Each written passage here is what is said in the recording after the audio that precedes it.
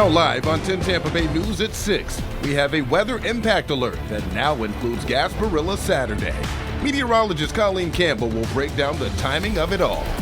And the mother accused of killing her 4-year-old son faces a judge for the first time, what investigators are now revealing.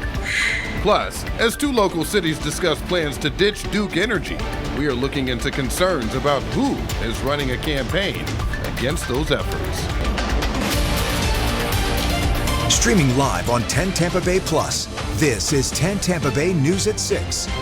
Now first up, another weather impact alert as we expect more cold air. You're watching 10 Tampa Bay News at 6. I'm Frank Wiley. I want to show you this right here because that alert is for tomorrow morning, but our team of meteorologists has now issued a weather impact alert for Gasparilla on Saturday. I want to send it over to meteorologist Colleen Campbell for a look ahead. Colleen can't put that coat away yet. Yeah, not yet, Frank. Look at that. Those temperatures outside in the lower 50s. Clearwater, you guys are already at 48. It's a beautiful sunset out there, but looking at this, I don't see a lot of clouds in the sky. Those clear nights, they can be dangerous because, again, temperatures have the opportunity to really tumble down. There's no clouds to keep us warm. Yeah, it works that way. As we look at the cold weather watches, warnings, we have a freeze warning that's in effect for much of the area. That's shaded in that purple color.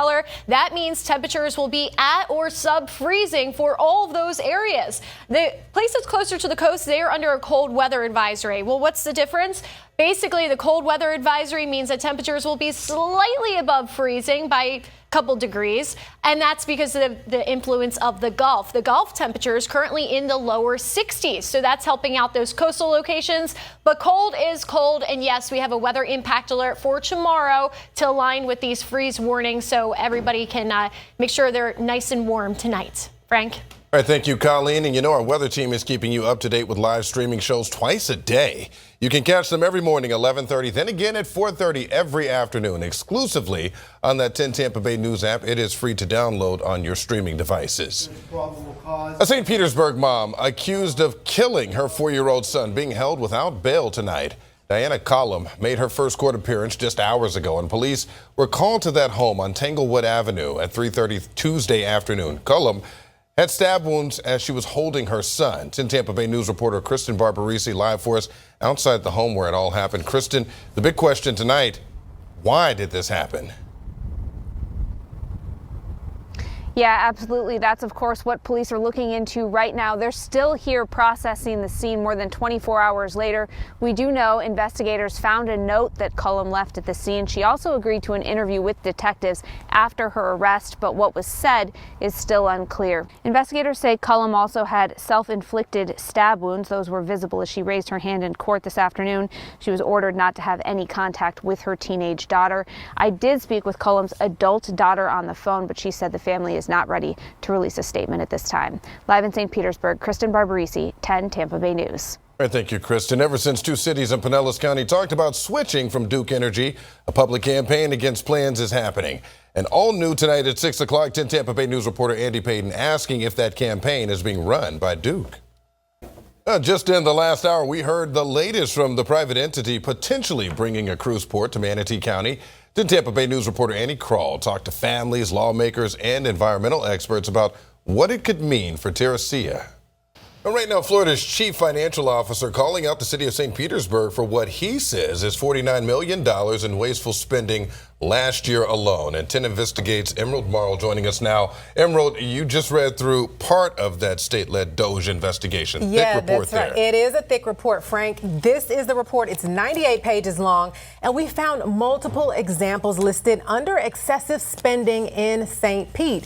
Now, that includes funds spent on, quote, carbon reduction and electric vehicle promotion. Experts grant money for groups with DEI objectives, including pride events. There were also concerns over staffing and salaries. Now, here's what the CFO said in St. Pete just a few hours ago.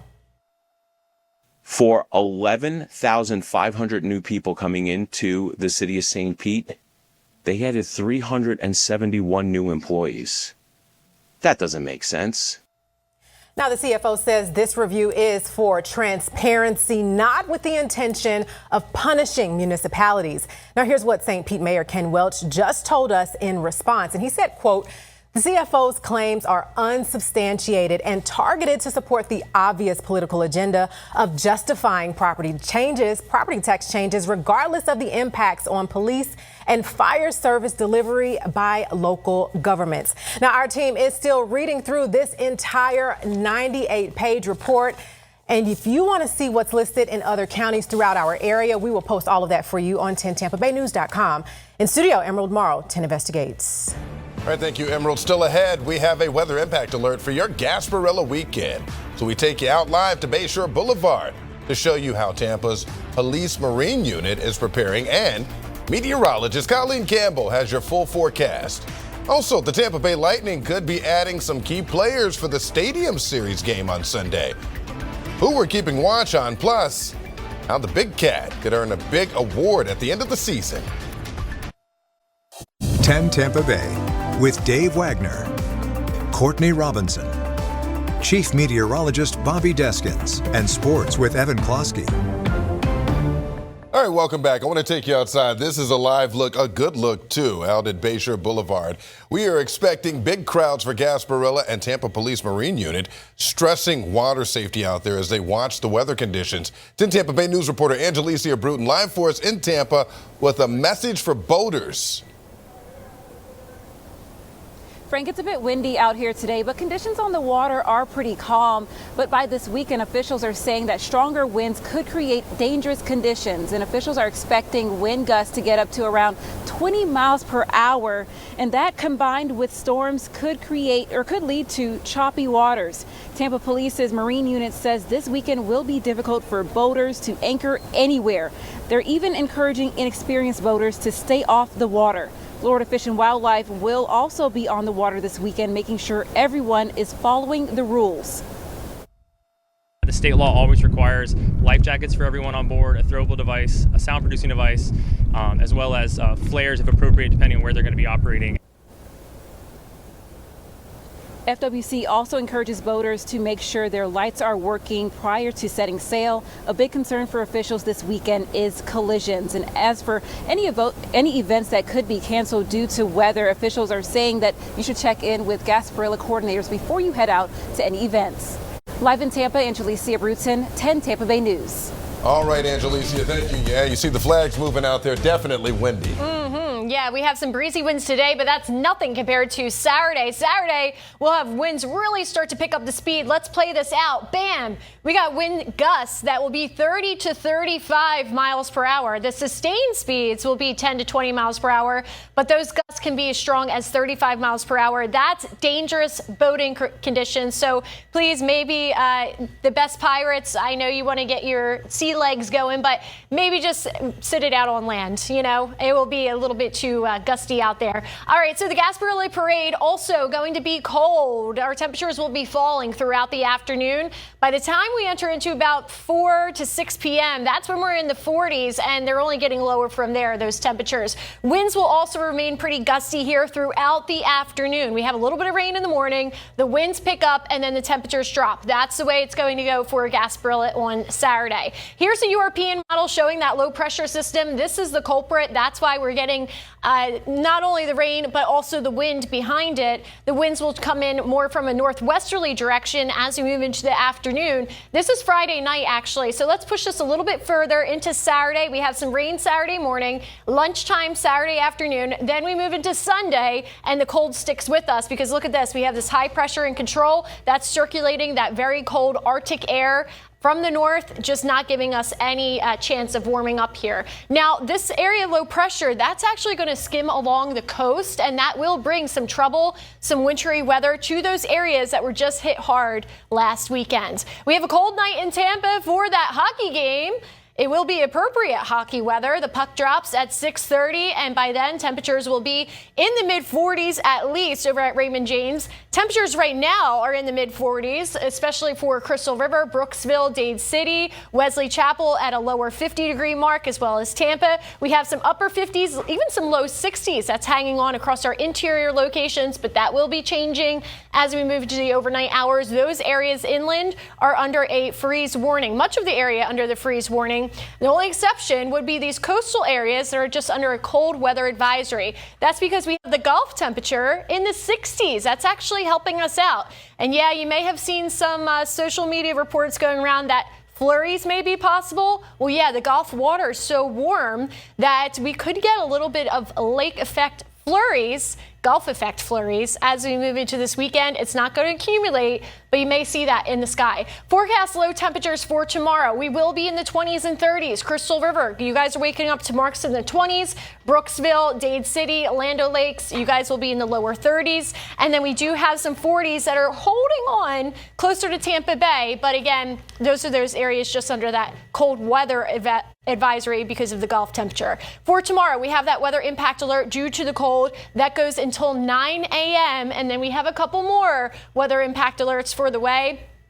Moving into this weekend. Saturday, Sunday, Saturday for the rain, the wind, then the cold. Sunday morning for the cold. Monday for the cold. There's really no opportunity for us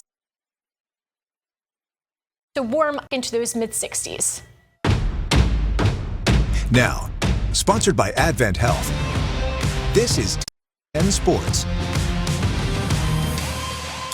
We do not know if we will see Victor Hedman back on the ice before the Olympics, but he was spotted at practice today wearing a non-contact jersey. Hedman has not played in a contest since December 9th. In the meantime, we are optimistic Ryan McDonough will return to the lineup tomorrow against Winnipeg. Vasi started the season slowly, but it hasn't affected his overall profile. Look at these stats. When he won the Vezina, his goals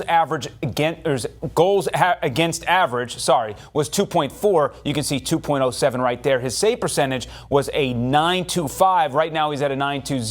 It's probably him and Ilya Sorokin of the Islanders as the front runners for the postseason honor. After we get done with tomorrow, full focus is on Sunday. If you want to learn more about the upcoming Stadium Series game, head to our 10 Tampa Bay News app, where we showcase everything you need to know before the puck drops against the Boston Bruins. As for life in the NFL, Patrick Mahomes, LeBron James, and Deion Sanders are just a handful of people on social media upset by the fact that Bill Belichick will not become a first-ballot Hall of Famer. Tom Brady also voiced his frustrations today as well. The votes are not publicly available, so it's tough to know why this happened and to get a reasoning. Meanwhile, Belichick's former team in the Patriots will play in Super Bowl 60 on February 8th. Prep in Santa Clara is already underway. Carlton Davis is a former Buck who will play in the contest with New England. Also, former USF running back D'Ernest Johnson is on the Pats practice squad. Johnson's alma mater will play Tulane tonight in basketball at 9 o'clock. Brian Hodson's group is just a half game back of first place in the American. We'll be right back.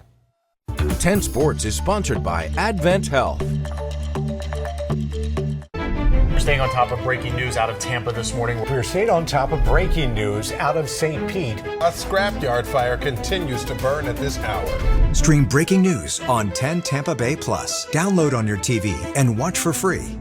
Whether it's beating the backups on our Tampa Bay area bridges or navigating those slowdowns on I-275 and I-4, we've got you covered. Make the move to 10 Tampa Bay News this morning. Weekdays live from 5 to 9, anywhere you watch.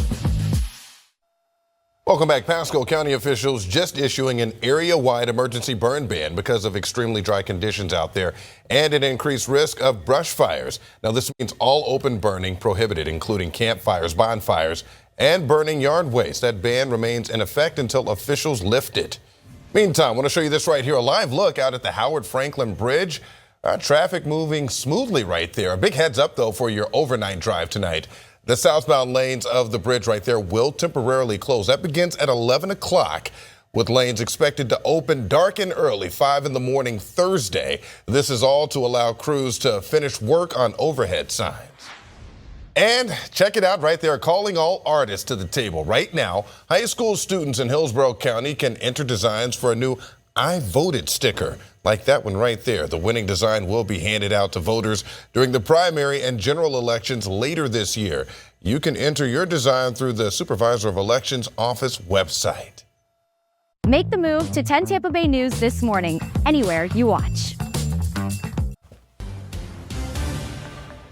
All right, Frank, one more look at that forecast. What do you think about all this cold? No.